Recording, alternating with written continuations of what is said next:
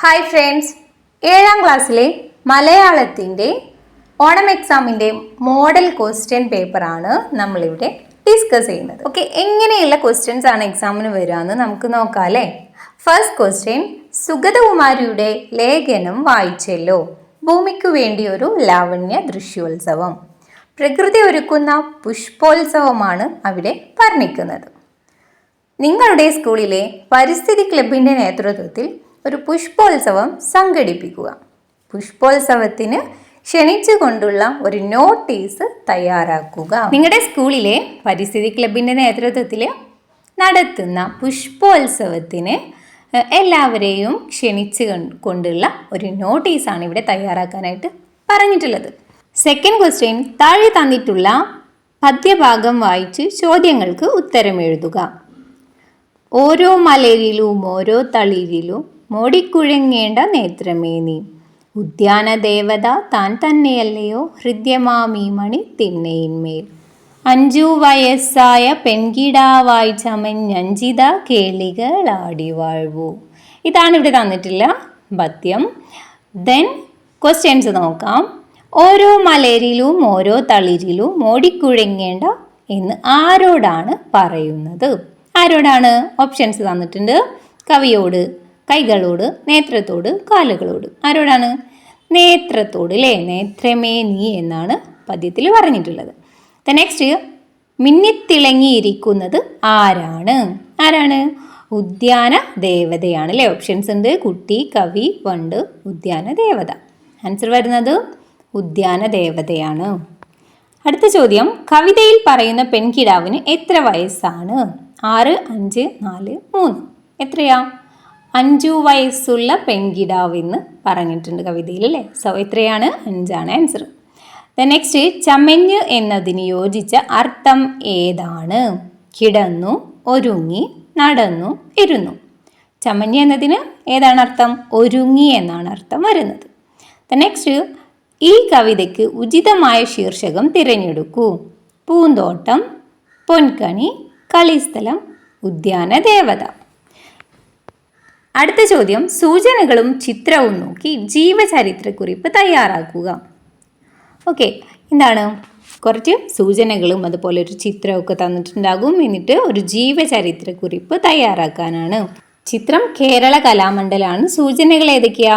കേരള വാൽമീകി, ദേശസ്നേഹം, വള്ളത്തോൾ, കഥാകളി പോഷണം, ആധുനിക കവിത്രയം, ശബ്ദസുന്ദരൻ, സാഹിത്യമഞ്ജരി, ബന്ധനസ്ഥനായ അനിരുദ്ധൻ. ഇതെല്ലാമാണ് ഇവിടെ തന്നിട്ടുള്ളത്. ഈ സൂചനകളെല്ലാം ഉൾപ്പെടുത്തിയിട്ട് നിങ്ങളോട് ജീവചരിത്രക്കുറിപ്പ് തയ്യാറാക്കാനാണ്. ഓക്കെ, ആരുടെയാണ്? വള്ളത്തോളിൻ്റെയാണ് അല്ലേ. നെക്സ്റ്റ് ബി ആണ്, ലാവണ്യം എന്ന പദത്തിനോട് ചേരാത്ത അർത്ഥം ഏത്? ലാവണ്യം എന്ന പദത്തിൻ്റെ അല്ലേ. സോ ഓപ്ഷൻസ് ഇവിടെ തന്നിട്ടുണ്ട്.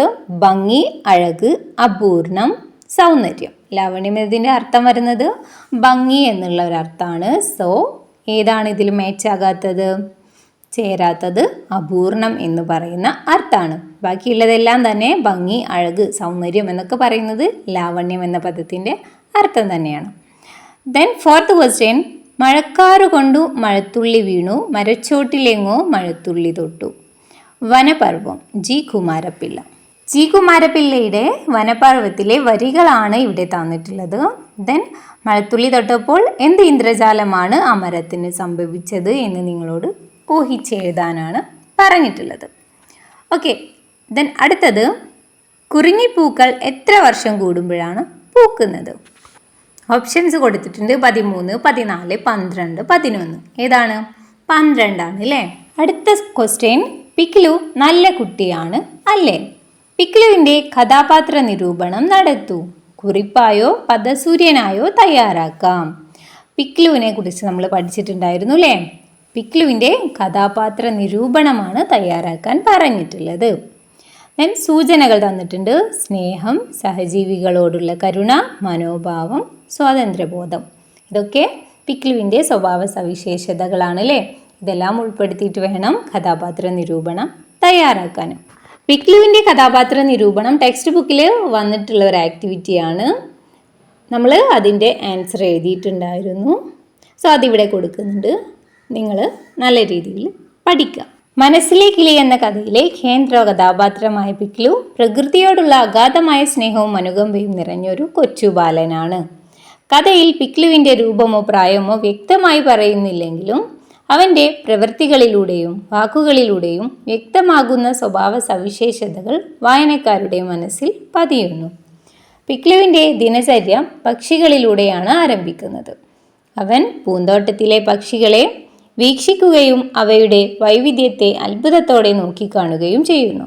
പക്ഷികളുടെ എണ്ണം കണക്കാക്കുന്നതും അവയുടെ സാന്നിധ്യത്തിൽ സന്തോഷിക്കുന്നതും അവൻ്റെ പ്രകൃതി സ്നേഹത്തിൻ്റെ തെളിവാണ്. പൂന്തോട്ടത്തിലെ പൂക്കൾ, തേനീച്ചകൾ, സൂര്യൻ എന്നിവയെല്ലാം പിക്ലുവിൻ്റെ ശ്രദ്ധയിൽപ്പെടുന്നു. പ്രകൃതിയുടെ ഓരോ ചലനവും അവനിൽ കൗതുകവും ആഹ്ലാദവും നിറയ്ക്കുന്നു. കൂട്ടിലടച്ച മൈനയുടെ ദുഃഖം പിക്ലുവിൻ്റെ മനസ്സിനെ വല്ലാതെ അലട്ടുന്നു. മൈനയെ കൂട്ടിൽ നിന്ന് സ്വതന്ത്രമാക്കാൻ പിക്ലു കാണിക്കുന്ന ധൈര്യം ശ്രദ്ധേയമാണ്. തൻ്റെ ചേട്ടൻ്റെ കോപത്തിന് ഇരയാകുമെന്നറിഞ്ഞിട്ടും അവൻ മൈനയുടെ സ്വാതന്ത്ര്യത്തിനായി നിലകൊള്ളുന്നത് അവൻ്റെ ധൈര്യത്തെയും നീതിബോധത്തെയും എടുത്തു കാണിക്കുന്നു. മൈനയുടെ മുറിവ് വൃത്തിയാക്കുന്നതും അതിനെ പരിപാലിക്കുന്നതും അവൻ അമ്മയുടെ സഹായം തേടുന്നതിലൂടെ അവർ കരുതലും സഹാനുഭൂതിയും വ്യക്തമാക്കുന്നു. കഥയിലുടനീളം പിക്ലുവിൻ്റെ നിഷ്കളങ്കത പ്രകടമാണ്. ഓക്കെ, ഇനി വേറെ കുറച്ച് ക്വസ്റ്റ്യൻസും കൂടി നോക്കാം. ഗണ്ണിക വായിച്ച് ഉത്തരം എഴുതുക. തങ്ങൾക്കിഷ്ടമായതിലെല്ലാം സ്വതന്ത്രമായി മുഴുകാൻ കുട്ടികൾക്ക് ധാരാളം സമയം ലഭിക്കണമെന്ന് മാസ്റ്റർ കരുതി. അതുകൊണ്ട് ക്ലാസ് കഴിഞ്ഞുള്ള ഈ വിശ്രമവേള മറ്റ് എലിമെൻ്ററി സ്കൂളുകളിലേതിനേക്കാൾ ദൈർഘ്യമേറിയതായിരുന്നു. ടോമോയിൽ മൈതാനം പതിവ് പോലെ സജീവമായിരുന്നു. ചില കുട്ടികൾ പന്തുകളിയിൽ ഏർപ്പെട്ടിരിക്കുന്നു. കുറേ പേർ ഇരുമ്പുകമ്പികൾക്കിടയിലും ചവറ്റുകുട്ടയിലുമൊക്കെ കുത്തിമറിയുന്നു. ശരീരം മുഴുവൻ വൃത്തികേടാക്കുന്നു. ചെടികൾക്കിടയിൽ മറഞ്ഞു നിന്നു പൂക്കളെ പരിചരിക്കുകയായിരുന്നു ചിലർ. ഏതാനും ചില മുതിർന്ന പെൺകുട്ടികൾ കൽപ്പടവുകളിലിരുന്നു വെറുതെ ചിലയ്ക്കുക മാത്രം ചെയ്തു. മറ്റു ചിലർ മരത്തിൽ അള്ളിപ്പിടിച്ചു കയറി. കുട്ടികൾ യഥേഷ്ടം തങ്ങളുടെ കുതൂഹലങ്ങളിലായിരുന്നു. ടോട്ടോച്ചാൻ, തെത്സുക്കോ കുറയാനക്ക്. ഇതാണ് ഇവിടെ തന്നിട്ടുള്ള പാരഗ്രാഫ്. ഇനി ഇതിൽ നിന്ന് കുറച്ച് ക്വസ്റ്റ്യൻസ് ഉണ്ട്. എന്തൊക്കെയാണ്? മാസ്റ്റർ എന്താണ് കരുതിയത്? എന്താണ് മാസ്റ്റർ കരുതിയത്? കുട്ടികൾ നന്നായി പഠിക്കണമെന്നായിരുന്നോ? കുട്ടികൾ ഉറങ്ങണമെന്നായിരുന്നോ? സ്വതന്ത്രമായി ഇഷ്ടമുള്ളതിൽ മുഴുകാൻ കുട്ടികൾക്ക് സമയം ലഭിക്കണമെന്നാണോ? കുട്ടികൾ സംസാരിക്കണമെന്നാണോ? എന്തായിരുന്നു? യെസ്, ആൻസർ വരുന്നത് സ്വതന്ത്രമായി ഇഷ്ടമുള്ളതിൽ മുഴുകാൻ കുട്ടികൾക്ക് സമയം ലഭിക്കണമെന്നാണ് അല്ലേ?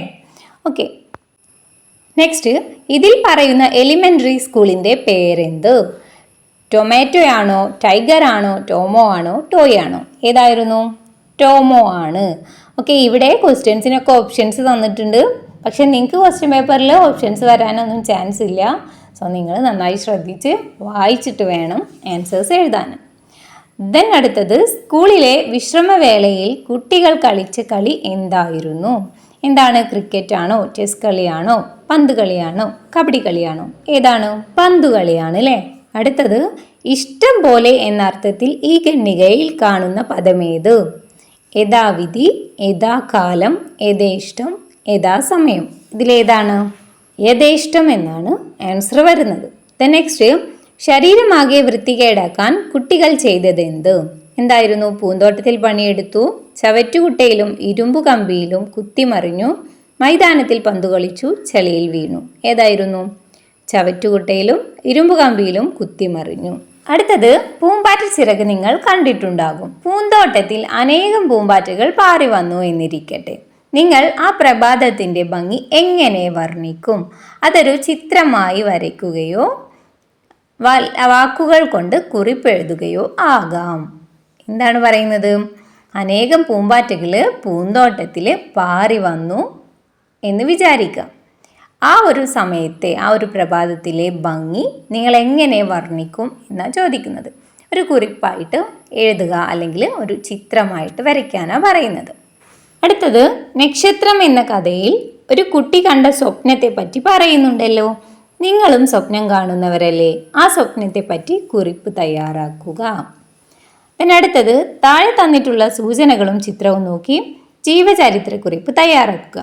ചിത്രം ലളിതാംബിക അന്തർജനം, അഗ്നിസാക്ഷി. പിന്നെ അതിൻ്റെ സൂചനകളും തന്നിട്ടുണ്ട് അല്ലേ? ഏതൊക്കെയാണ് പ്രസിദ്ധമായ നോവൽ എന്ന്, പ്രശസ്തമായ കഥാകൃത്താണെന്ന് പറയുന്നുണ്ട്.